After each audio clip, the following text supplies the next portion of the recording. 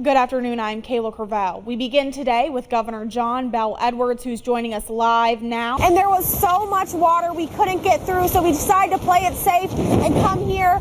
I'm about 5'3", and this is about as tall as I am. The shooter has not yet been identified, but investigators say the shooter opened fire in the common area of the high school. The middle schooler is still years away from being allowed to drive a car, let alone a bus. And we saw people in this house over here. Right now they're working on rescuing them, getting them out of that house. This is Wiz. He is a ball python. That's an event that is growing every year and something many look forward to. That event is the annual Dragon Boat Race. In recent years, death by opioid overdose has skyrocketed across the country, and Southwest Louisiana isn't immune to it. Right now they have an adult and 2 children in the boat that they are trying to rescue. 6 of the 7 people who were injured have since been released from the hospital. August 2001. 911, what's your emergency? Please listen up. We have a baby. Oh my God, I don't know what to do. Please. Amy Tongi calls 911, frantic. Her 9-day-old son, Tristan, found in their freezer. And I'm hoping for hypothermia right now, okay? Was he left outside? No, he wasn't left outside. He was inside the house? Yes, he was put in the freezer by accident. He was put in a freezer by accident? Yes, you have to understand something here. We are very tired people. Uh-huh. And I don't know how. Okay, and I tell you this right now, my wife did not do it on purpose. Okay. Ben Tongi says his wife did it. In the interrogation room, I know it couldn't have been Ben, so it must have been me. I guess it was me, but I don't remember doing it. but his questioning went on. The only thing they've done consistently is the other one did it.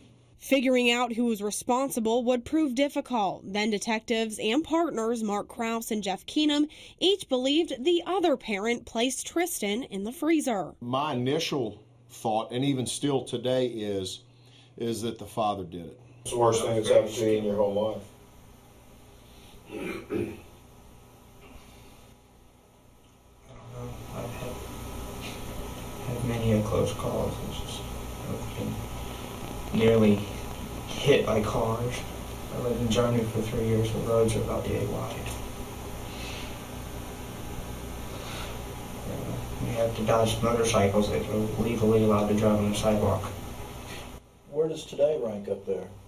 Today, that is beyond anything else. Amy Tongi told the first initial reporting officer that she did this, she must have done it, and so that sticks with me.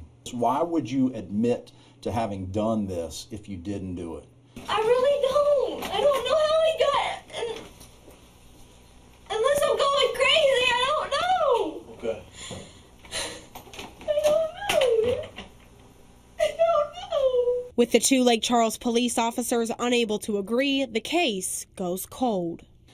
I'm proud of what my opinion was. I'm more proud of what Keenum's opinion was, is that he said, hey, Krause, I just don't think he did it. I think she did it. And then we had to move forward. In 2004, Amy Tongi pleaded guilty to accessory after the fact and spent 7 months in jail. Benjamin Tongi walked free. No one charged with Tristan's death. This is a case that has troubled all of us in law enforcement for many years because it's such an egregious, horrible thing. I still hear this voice about, this 9-day-old baby saying, why have you put me in this cold, dark place? That's a horrible thought. I just can't stand that. What might seem like a simple case is so complex. 17 years later, no closer to a murder conviction. People started picking corners and picking sides and pointing fingers. Not at the people who put the baby in the freezer, but they pointed fingers at the police. They pointed fingers at the prosecution. They pointed fingers at the process. A bit of hope for police in 2015. I got a phone call at about 7 o'clock at night from a detective in another parish who said, hey, do you know who Ben Tongi is? Every cold case homicide detective waits on that phone call. Ben Tongi had been arrested for raping his teenage stepdaughter. Detectives thought his confession to that crime could lead to another. You wanted to reach across a table and demand the truth of him. He didn't confess. Benjamin Tongi was sentenced to 40 years for rape, but those who worked the case say that isn't enough. There's still a murder out there that he didn't pay for, that she didn't pay for. Well, it's a 9-day-old baby that I saw in a casket that's about this big, that I'll never get that out of my brain.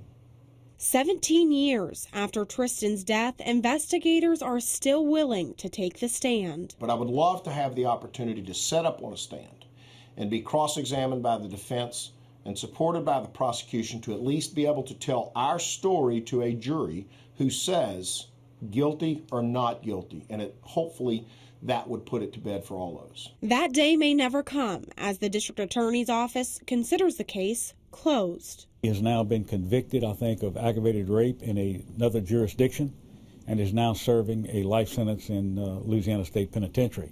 If that were not the case, we might be taking a slightly different look at it. So the case remains unsolved. Ben Tongi is serving his sentence for aggravated rape in the Avoyelles Parish Jail. Amy Tongi lives in Lake Charles. Her attorney says she has no comment. The district attorney says while he sees the case as closed, if Benjamin Tongi were ever released, he'd be ready to try the case. At your service, Kayla Courvell, KPLC 7 News.